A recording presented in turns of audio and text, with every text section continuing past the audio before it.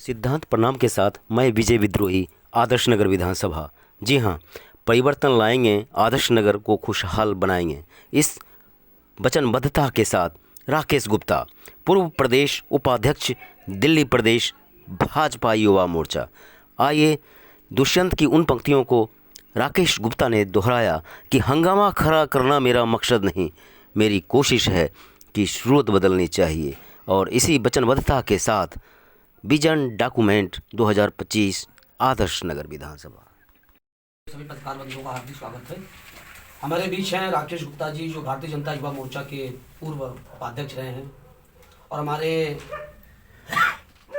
श्री राम आश्रय जी अंकल जी, राम आश्रय प्रसाद जी अंकल जी हैं, जो पूर्वांचल से आते हैं। पिछले 60 वर्षों से जहांगीरपुरी जी ब्लॉक में उनका निवास है। और हमारे बगल में बैठे हुए हैं भाई सचिन बहुत जी, जो वाल्मीकि समाज के प्रधान हैं, जो भड़ोले गांव से आते हैं। आप मेरे साथ बाहर रोड पे चलिए। मतलब कि जो लोग प्रवासी हमारे झुग्गी बस्ती में रहने वाले लोग हैं, वो किस समस्याओं से जूझ रहे हैं, अगर मैं कह रहा हूँ उसका 10% भी अगर वो लोग देख ले तो शायद मुझे लगता है 2-3 मुकेश गोयल जी को, जो अभी प्रेजेंट में उम्मीदवार हैं, उनको रहना चाहिए वहां जाकर। उन्होंने तो 25 साल की अपनी राजनीति बता रहे हैं। 25 साल में उन्होंने आदर्श नगर के लिए ऐसा कोई भी एक अचीवमेंट बताएंगे वो?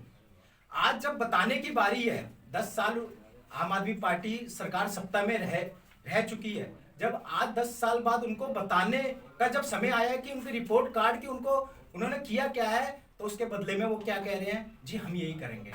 पिछले 10 साल से कंटिन्यू एक ही बात को दोहराते हैं, जी जमुना जी में डुबकी लगवाएंगे, जमुना जी साफ करेंगे, दिल्ली को स्वच्छ बनाएंगे। दिल्ली को स्वच्छ तो बनाया नहीं, पर प्रदूषण की दिल्ली जरूर बना दिया। केजरीवाल जी कहते हैं दिल्ली को पेरिस बना देंगे, पेरिस बना देंगे।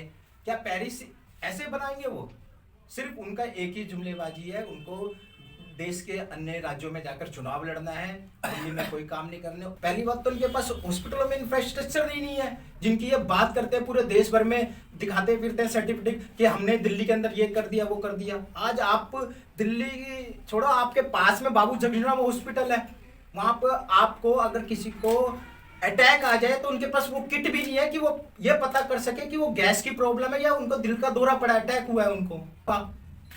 मतलब कि 105 करोड़ रुपए 10 साल में आप आदर्श नगर को क्या नहीं बना सकते थे? आदर्श नगर विधानसभा को अगर आपकी इच्छा होती तो आप आदर्श नगर को इतना खूबसूरत मॉडल बना सकते थे कि शायद आप ग्रेटा क्लास, ग्रीन पार्क जैसे एरियो को भी हम फेल कर सकते थे।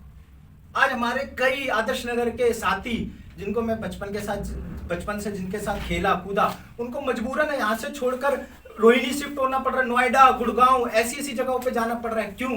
क्योंकि हम उनको बेसिक सुविधाएं नहीं दे पा रहे हैं। अंदर मैं चैलेंज कर रहा हूँ यहाँ के विधायक उम्मीदवार से कि आप एक बस बता दे जो पिछले 5 साल में दिल्ली सरकार ने खरीदी हो। जितनी बसें मिली सब केंद्र सरकार ने दिल्ली को 1800 बसें, दिल्ली की जनता की प्रॉब्लम को देखते हुए इलेक्ट्रिक 1800 बसें दिल्ली के केंद्र के मोदी सरकार जी ने दी है दिल्ली को।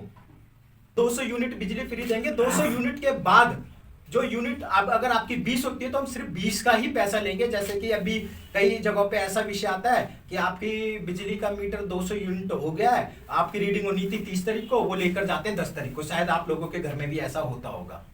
तो आपकी होगी 220, तो भैया लाओ भैया 220 का पैसा। पर नहीं, अगर भाजपा की सरकार बनती है तो दिल्ली के अंदर 200 यूनिट से ऊपर जितना भी बिल होगा, यूनिट बढ़ेगी, उतना ही पैसा लिया जाएगा। उसके अलावा 1 रुपए भी एक्स्ट्रा नहीं लिया जाएगा। इवन आम आदमी पार्टी की सरकार पंजाब में है, 35,000 करोड़ रुपए का आयुष्मान भारत से लाभ ले चुकी है, वहां पर भी लागू है, परंतु दिल्ली में ना लागू हो जाए, इनकी हकीकत बाहर ना आ जाए। जिस प्रकार से ये लोग जब बीमार होते हैं तो इनको मैक्स और फोर्टिस हॉस्पिटल दिखाई देते हैं, परंतु इनको अपने गवर्नमेंट हॉस्पिटल नहीं दिखाई देते। एम्स, आपके मोहल्ला क्लिनिक कितने अच्छे हैं, तो आप लोग भी मैक्स हॉस्पिटल में क्यों जाते हैं, फोर्टिस में क्यों जाते हैं?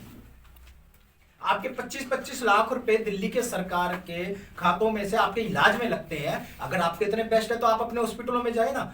आज जहांगीरपुरी में पहले कहते थे कि गर्मियों में हरियाणा पानी नहीं देती है, अब तो सर्दी है, पानी शिमला जी में है, लेकिन 20 दिन से जल बोर्ड का पानी नहीं आ रहा। अब पानी आता भी है तो दूषित पानी आता है। हर घर में हर गरीब से चाहे मीडियम वर्ग के आदमी रहते हैं, हर घर में पानी खरीद के पिया जाता है। पीने योग्य तो केजरीवाल के सरकार में पानी आया ही नहीं।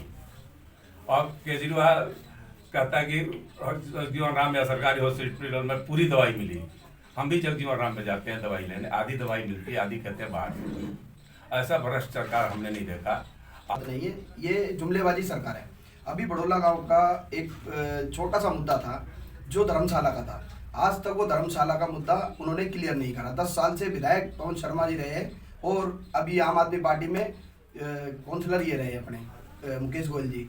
और पूरा प्रयास, पूरा वादा, पूरे घरों घरों में जाके पूरे समाज की मीटिंग लेते हैं और धर्मशाला का मुद्दा लेते हैं। ये आज तक ये धर्मशाला नहीं बना पाए। और गांव में एक नाला है मेन रोड पे, उसकी जब से विधायक बने 10 साल से, और 2-3 साल ही नहीं हो गए, मतलब 12 साल से, मैक्सिमम 12 साल से इनकी सरकार है हमारे विधानसभा आदर्श नगर के अंदर। और 12 साल के अंदर वो नाला साफ नहीं हुआ आज तक। में कहा जाता है कि आप किंग मेकर हैं, जहाँ जिस चीज़ पे हाथ रख देते हैं वही चीज़ सोना हो जाता है। और देख रहा हूँ कि आदर्श नगर में अनार तो एक हैं, कई सारे बीमार हैं, जो मुझे कमल मुझे, लेकिन पारखी ने आपको पकड़ ही लिया है कि हमें चाहिए अंकल का आशीर्वाद। जी, क्या कहना चाहिए?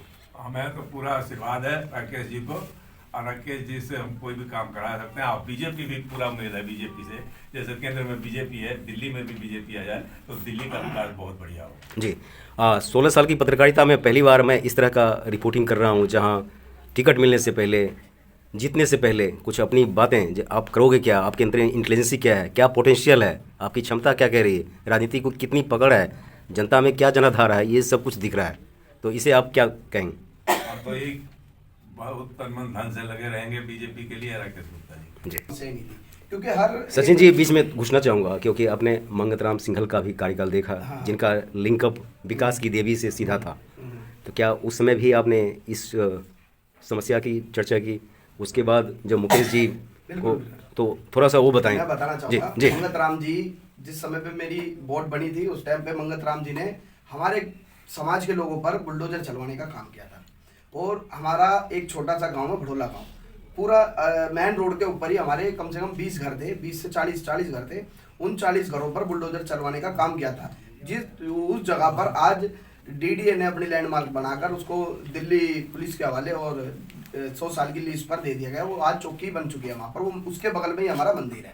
मेरी समस्या सिर्फ है, मंगत राम जी ने भी कोई काम नहीं किया हमारे आदर्श नगर के अंदर। आज अगर वो काम करते तो आज ये भुगतना नहीं पड़ता। वो भी 20 से 25 साल सीट पर बैठे रहे, आज ये भुगतना नहीं पड़ता। तो ना तो उन्होंने काम किया, ना इन्होंने काम किया।